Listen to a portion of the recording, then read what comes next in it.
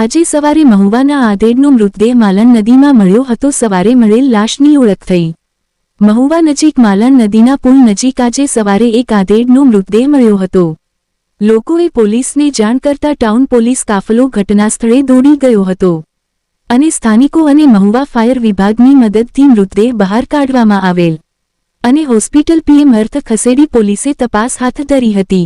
પોલીસની તપાસમાં બહાર આવ્યું હતું કે નદીના પાણીમાં પુલ નજીક મળેલ મૃતદેહ મહુવાના જનતા પ્લોટ નંબર 2 માં રહેતા પ્રવીણભાઈ ભીખાભાઈ મકવાણાનો હોવાનું પોલીસને જાણવા મળ્યું હતું અને મૃતક 4 દિવસ પહેલા ગુમ થયેલા આધેડનો હોવાનું ખુલ્યું હતું.